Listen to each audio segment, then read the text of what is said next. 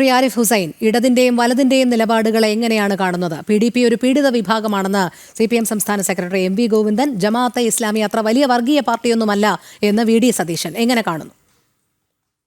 ഈ ഇടതിന്റെയും വലതിന്റെയും എന്നൊക്കെ പറയുമ്പോൾ നമ്മൾ മനസ്സിലാക്കേണ്ടത് ഇത് സത്യത്തിൽ ഒരു ഇടതിന്റെ മാത്രം ഒരു ചിന്താഗതിയാണ്. ഇവിടെ കോൺഗ്രസ് എടുക്കുന്നത് പോലും ഇടതിന്റെ തന്നെ ചിന്താഗതിയാണ് എന്നാണ് ഒന്നാമത്തെ കാര്യം. കാരണം എന്താണെന്ന് വെച്ചാൽ ഒന്നാമത്തെ കാര്യം, കോൺഗ്രസ് സ്വയം അവര് വലതല്ല എന്നാണല്ലോ നാഷണൽ അരീനയിൽ പറയാ. അപ്പൊ കേരളത്തിലേക്ക് വരുമ്പോഴാണ് അവർ വലതാവുന്നത്. എന്തായാലും അവരുടെ പൊസിഷൻ എന്ന് പറയുന്നത് ബൈ ലാർജ് നമ്മൾ നോക്കുകയാണെന്നുണ്ടെങ്കിൽ അത് ഇടതാണ്.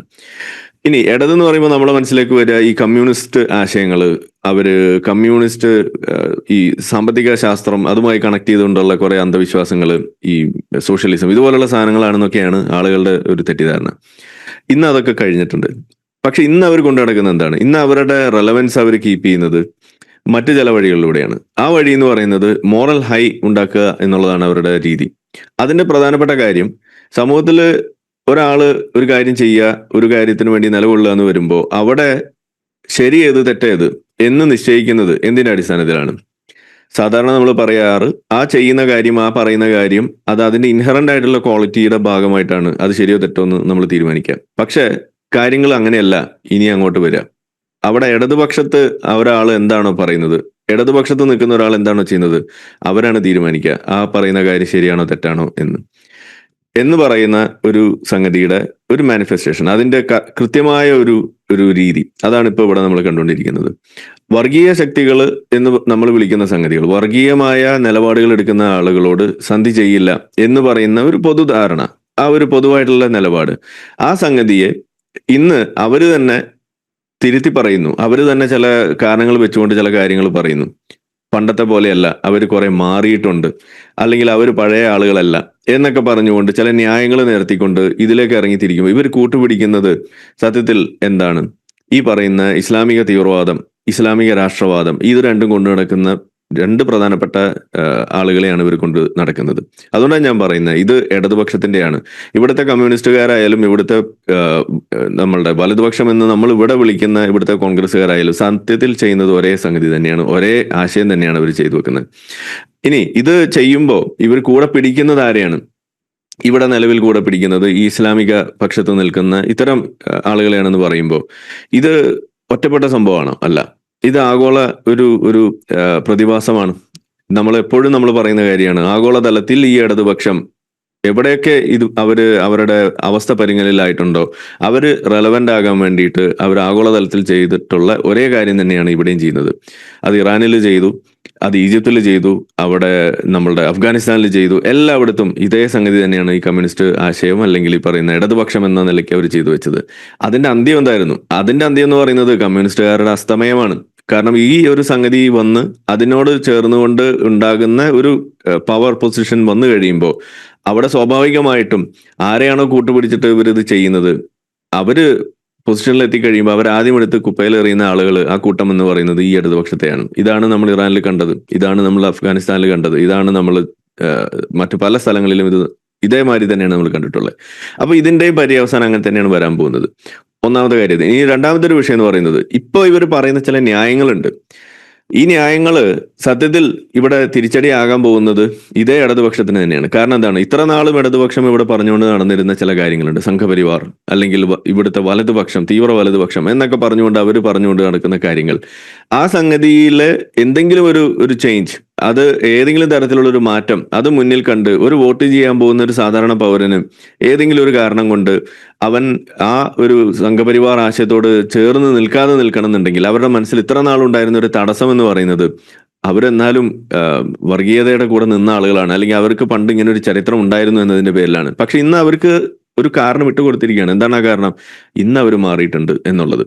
അപ്പൊ ഇന്ന് അവര് മാറിയിട്ടുണ്ട്, പഴയ പോലെ അല്ല എന്ന് ഇവിടുത്തെ ഒരു സാധാരണ പൗരന് പറയാനുള്ള ഒരു അവസരം, പറയാനുള്ള ഒരു പുതിയ കാരണം ഇട്ടുകൊടുക്കുമ്പോൾ സത്യത്തിൽ ഇവിടെ ഉണ്ടാകാൻ പോകുന്നത് എന്താണ്? വലതുപക്ഷത്തിന്റെ ശക്തി വർദ്ധിക്കുകയാണ് ഇവിടെ ചെയ്യാൻ പോകുന്നത്. ഇവിടെ സംഖ്യ വളരും, ഇവിടെ BJP പന പോലെ വളരും. അതാണ് ഇവിടെ ഉണ്ടാവാൻ പോകുന്നത്. ഫലത്തിൽ എന്താ സൃഷ്ടിക്കാൻ പോകുന്നത്? നേരത്തെ നമ്മൾ പറഞ്ഞ എങ്ങനെയാണോ ഇവിടുത്തെ ഈ ഇടതുപക്ഷം എന്ന് പറയുന്നത് ഇവിടെ അസ്തമിക്കാൻ പോകുന്നത്, എങ്ങനെയാണ് അവർ അപ്രസക്തമാകാൻ പോകുന്നത്, അതിന്റെ ആ വ്യാപ്തി അത് അവര് തന്നെയാണ് ഇതുപോലെ വലിയ തോതിൽ അത് വർദ്ധിപ്പിക്കാൻ ഇടയുണ്ടാക്കുന്നതും കൂടുതൽ പെട്ടെന്ന് ഇത്തരം ഒരു ഷിഫ്റ്റ് ഇവിടെ ഉണ്ടാകുന്നതിന് വഴിവെക്കുകയും ചെയ്യുന്നതാണ്. ഞാൻ എപ്പോഴും പറയാറുള്ള അല്ലെങ്കിൽ ഓർക്കാറുള്ള ഒരു കാര്യം, 2-3 തവണയും കൂടിയൊക്കെ ഇതൊക്കെ നടക്കും. ഈ ഇടതുപക്ഷത്തിന്റെ ഇത്തരം ഈ കോൺഗ്രസ് ആയാലും ഈ UDF ആയാലും LDF ആയാലും ചെയ്തു വെക്കുന്ന കാര്യങ്ങൾ കേരളത്തിൽ ഇത് കുറച്ച് നാളുകൂടിയൊക്കെ നടക്കും. 1-2 വർഷം കൂടി, ഒരു 10 വർഷം, 2 തവണ കൂടി. അത് കഴിയുമ്പോൾ ഇവിടെ സംഭവിക്കാൻ പോകുന്നത്, ഇടതുപക്ഷം എന്ന് പറയുന്നത് ഇവിടെ ഭാവിയിൽ ഇവിടെ കോൺഗ്രസും കമ്മ്യൂണിസ്റ്റ് കൂടി ഒരുമിച്ച് നിന്നിട്ട് ഫൈറ്റ് ചെയ്യുന്ന അവസ്ഥയിലേക്കാണ് ഇവിടെ എത്താൻ പോകുന്നത്. കാരണം അവരുടെ പൊതു ആയിട്ടുള്ള എതിരാളി എന്നുള്ളത് ഇവിടെ BJP ആയിട്ട് വളരുന്ന ഒരു കാലഘട്ടത്തിലേക്കാണ് ഇത് പോകുന്നത്. അതിനുള്ള വഴിയാണ് ഇവർ ഇന്ന് വെട്ടുന്നത്. ഇതാണ് ഇവിടെ സംഭവിക്കുക.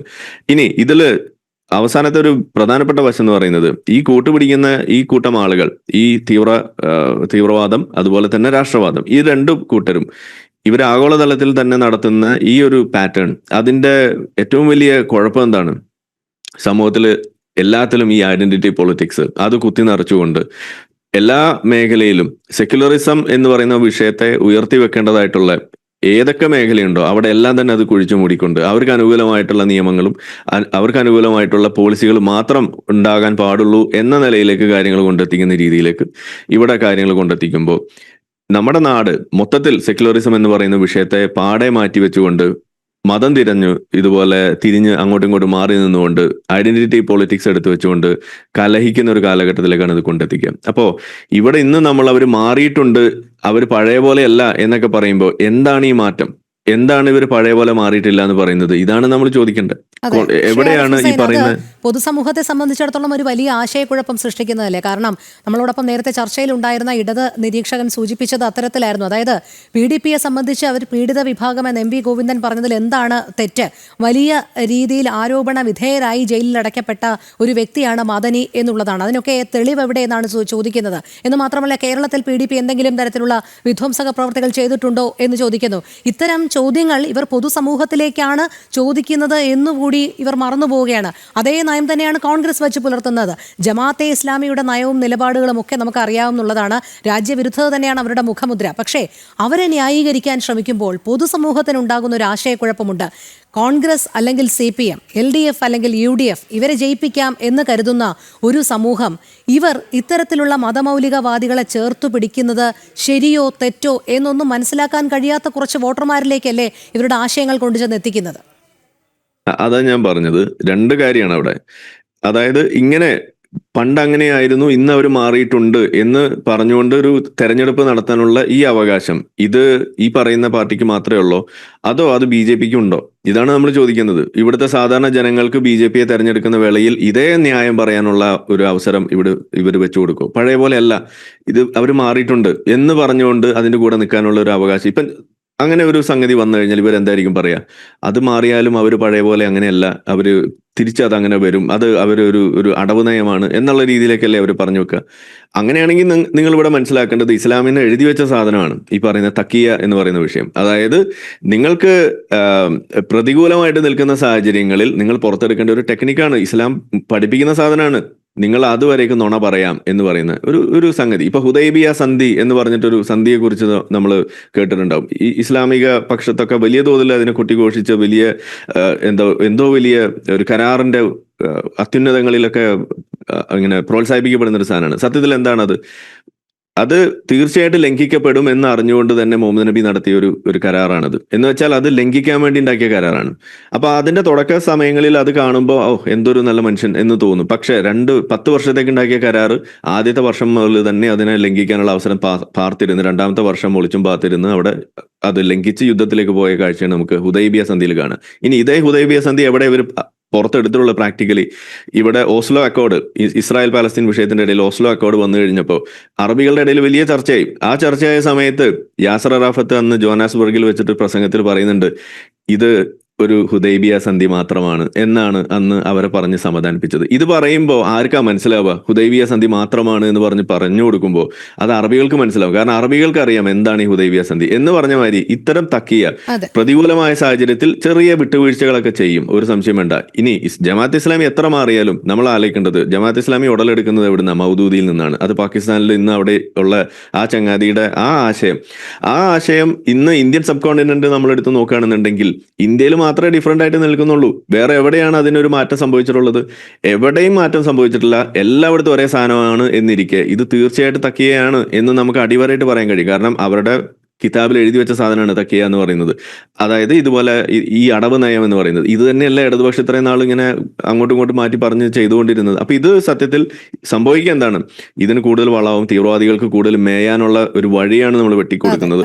അതോടൊപ്പം ഈ പറയുന്ന ഒരു ആനുകൂല്യം, ഈ ആനുകൂല്യം ഇവിടെ BJPക്ക് ഇവർ കൊടുക്കില്ലേ? അല്ലെങ്കിൽ അത്തരം ഒരു തെരഞ്ഞെടുപ്പ് നടപ്പിലാക്കാൻ വേണ്ടി നിലനിൽക്കുന്ന സാധാരണ ഇവിടെയുള്ള വോട്ടർമാരായിട്ടുള്ള ആളുകൾക്ക് അവർക്ക് ആ ആനുകൂല്യം ഉണ്ടോ ഇല്ലേ? അത് കൂടി ഇവിടെ പറയുമ്പോഴാണ് ഇത് പൂർത്തിയാവുള്ളൂ. അങ്ങനെ ഉണ്ടെങ്കിൽ നിങ്ങൾ ഓർക്കേണ്ടത് ഇത് ഇടതുപക്ഷത്തിന്റെ അവസാനത്തെ ഒരു പോക്കായിരിക്കും. ഇവിടെ കുഴിയിലേക്ക് പോവുകയാണ് ഉണ്ടാവുക. അത് തന്നെയാണ് ഇവിടെ തുടങ്ങുന്നത്. BJPയുടെ വളർച്ചയോടെ ശക്തിപ്പെടുകയാണ് ചെയ്യുന്നത് എന്ന് തന്നെയാണ് എനിക്കതിൽ പറയാനുള്ളത്. ശരി.